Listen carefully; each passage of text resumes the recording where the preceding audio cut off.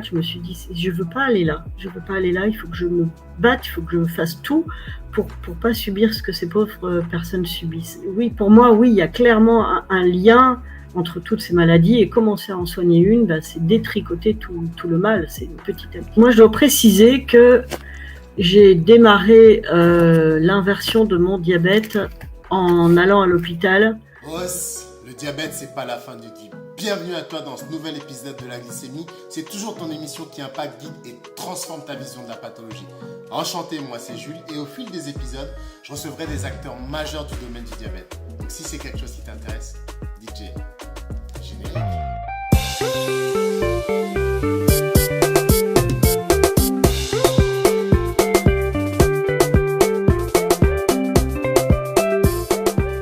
Bonjour à tous, bonjour à vous, bienvenue pour ce nouvel épisode de la glycémie.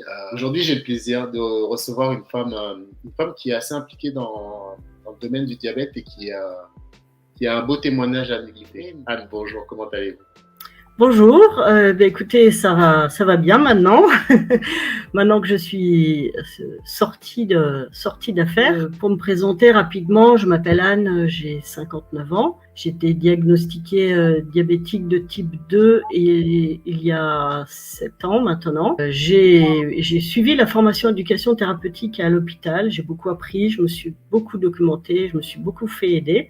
J'ai perdu beaucoup de poids, je suis sortie de la maladie. Ça m'a motivée à écrire un livre. Voilà, je vous le présente. Il s'appelle Mon combat contre le diabète. C'est un livre qui vient de sortir et accroche beaucoup les malades, dans le sens où j'explique mon parcours et je partage tout ce que j'ai compris, mes astuces et mes conseils pour comprendre comment mettre en pratique ce que les médecins nous disent de faire. Et quand on est obèse et diabétique, c'est souvent assez compliqué.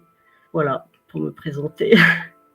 C'est bien parce que j'aime bien mes invités font les questions pour moi. Moi, c'est super, ça me permet d'écouter avec attention. Et merci beaucoup, Anne, en tout cas, d'être parmi nous.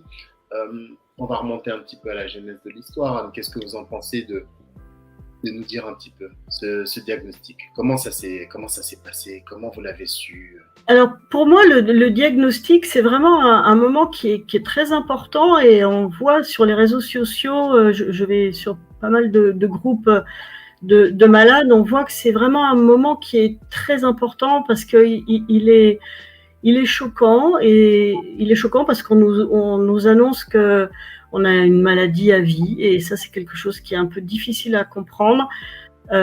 Pour certains, ça va déclencher un choc, une peur. Pour d'autres, ça peut être un soulagement, parce que ça veut dire enfin, je sais pourquoi j'ai tous ces symptômes, pourquoi j'arrive pas à maigrir, pourquoi j'ai soif, pourquoi j'ai tout le temps envie d'aller aux toilettes. Tout ça a une explication, donc ça peut être ouf, ou ça peut être une peur terrible, parce que on nous parle de complications qui sont quand même assez terribles. On parle de cécité, c'est quand même le diabète la première cause d'amputation.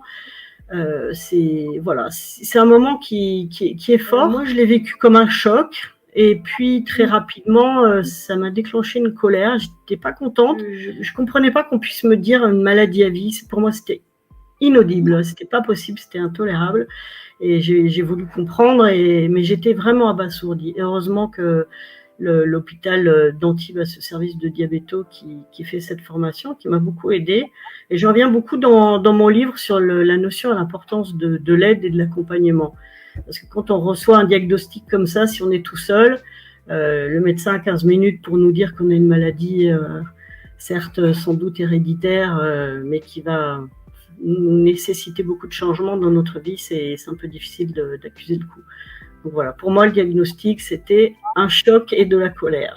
Ça arrive, et du coup, cette colère, comment elle s'est matérialisée? Parce que j'entends de la colère, mais j'entends déjà de la rébellion dans vos propos face à la maladie, face aux croyances directement. Comment ça s'est passé les premiers instants de retour à la maison? Disons que c'est assez compliqué, dans le sens où, dans mon cas personnel, le diabète, il y a une notion héréditaire qui est claire. Mon père est diabétique, son père était diabétique, sa grand-mère était diabétique, donc on sait clairement que le diabète existe dans la famille. Maintenant, on est trois filles, trois sœurs. Puis je suis la seule à l'avoir. Alors on se dit, mais pourquoi moi? Je suis la seule à avoir été obèse. Pourquoi moi? Qu'est-ce que j'ai fait? Qu'est-ce que je fais de différent?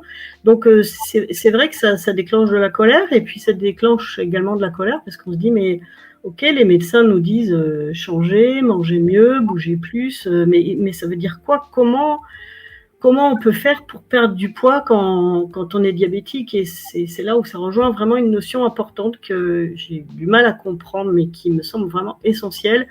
C'est de comprendre la nécessité de l'équilibrage de la glycémie. Je pense que c'est quelque chose qui n'est pas forcément assez bien expliqué. On nous dit beaucoup de choses, il ne faut pas faire ceci, il ne faut pas faire cela.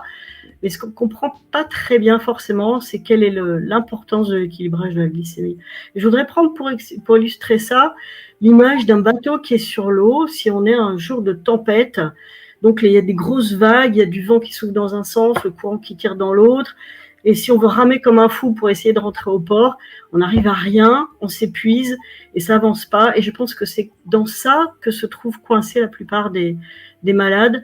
C'est qu'on fait de notre mieux, on fait ce qu'on nous dit de faire, on supprime le sucre, on supprime les sodas, on essaye de marcher, mais on est gros et lourd, c'est dur, on est très fatigué, on va tout le temps aux toilettes, on doit prendre des médicaments qui sont pas forcément toujours faciles à supporter, et on s'épuise, on perd un peu l'espoir. Et en fait, je pense que cette notion d'équilibrage de la glycémie, c'est un petit peu comme le fait d'attendre que l'eau se calme, que la tempête passe, que l'eau soit comme un lac bien plat, et là, on va pouvoir donner des coups d'arame et déplacer notre bateau et rentrer à bon port tranquillement. Et l'équilibrage de la glycémie, il va se jouer sur différentes dimensions. Il y a le traitement, évidemment, le traitement médical, c'est ultra important. La problématique, c'est que bien souvent, le premier traitement qu'on donne, qui est la metformine, c'est metformine et conseil hygiénico-alimentaire, ça veut dire marcher et manger mieux. Donc la metformine, souvent, elle fait mal au ventre, elle est difficile à accepter. Mais il faut arriver à l'accepter parce qu'elle contribue à l'équilibrage. Il y a la bonne alimentation. C'est pas facile de comprendre qu'est-ce que c'est un repas équilibré. Donc ça, c'est hyper important. Un repas équilibré, c'est un repas qui va diffuser dans le temps une dose de sucre bien lissée, comme le lac plat sur lequel le bateau va ramer. Il faut que le sucre qui va être... le sucre, il est ultra important pour nous. Il nourrit le cerveau, il nourrit les muscles. Donc, il ne faut pas se priver de sucre, sinon on va tomber en hypo. Il ne faut pas en manger trop, sinon on va faire des hyper. Il faut vraiment arriver à avoir une alimentation qui régule, qui lisse, quelque chose de calme et de posé. Dans les premiers temps, il ne faut pas faire d'écart, il ne faut pas se poser des questions, il faut prendre les règles qui sont données un peu partout dans la Fédération française des diabétiques, chez Amélie, dans mon bouquin. Ces règles, elles sont assez simples, assez carrées, il faut les appliquer. Il faut marcher, parce que ça aide à réguler. Il faut boire régulièrement. Il faut vraiment faire tout gentiment, calmement, pour stabiliser, réguler.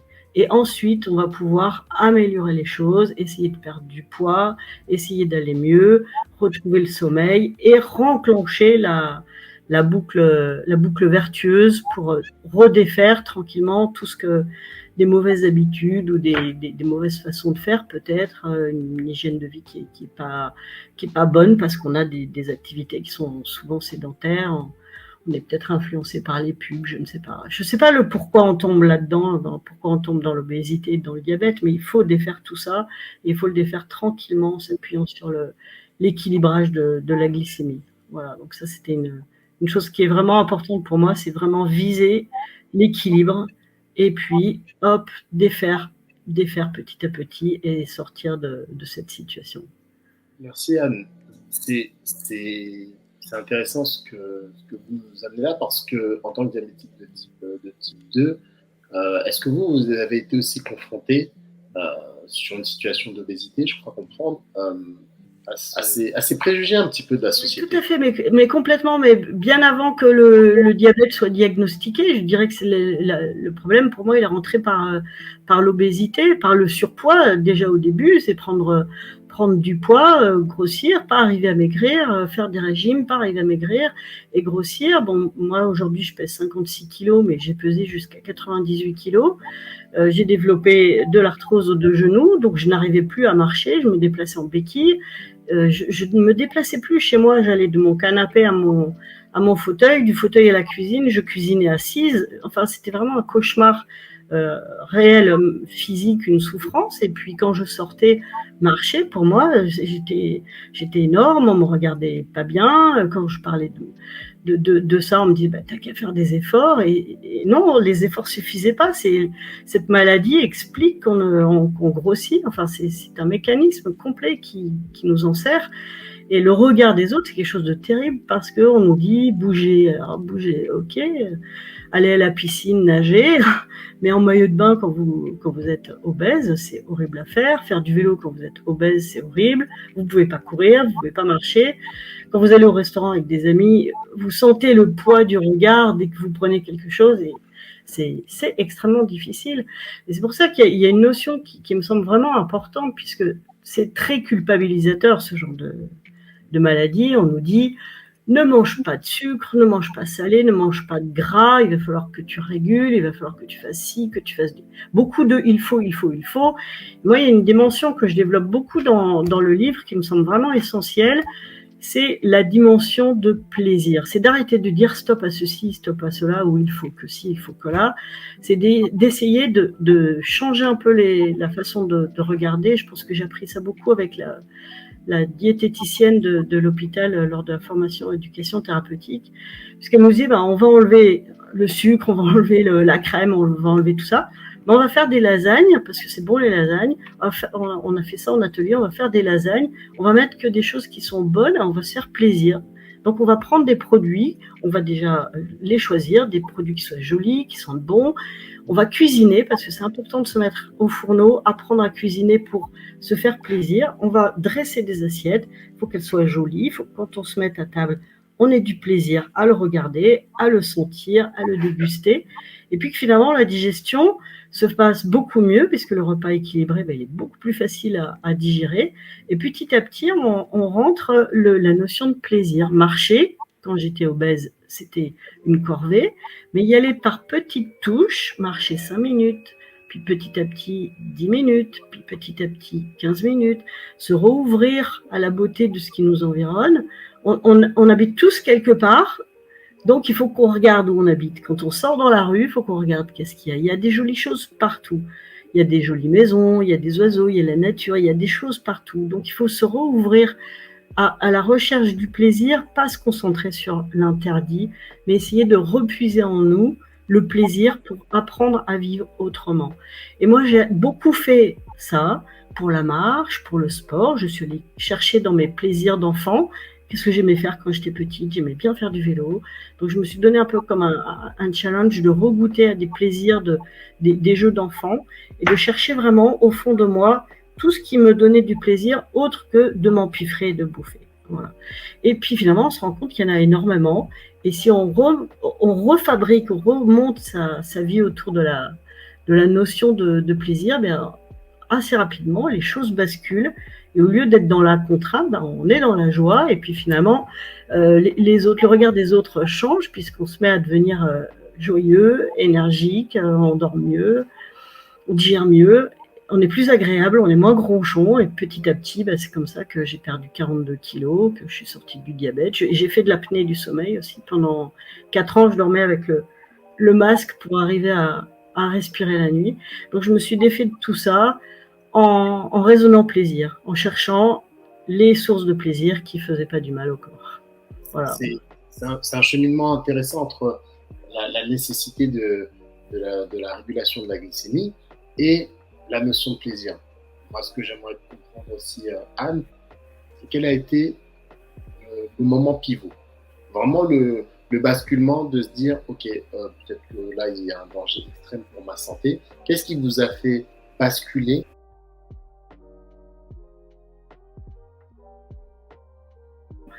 J'ai mis 5 ans pour détricoter tout ça. Donc, il ne faut pas se dire qu'on va le faire en suçant un bout de feuille magique. Non, ça ne marche pas, je crois pas. Vrai. Enfin, ça fait 3 ans que ma glycémie est en dessous des 6. Donc, le diabète, je dirais que ça s'est résorbé assez rapidement.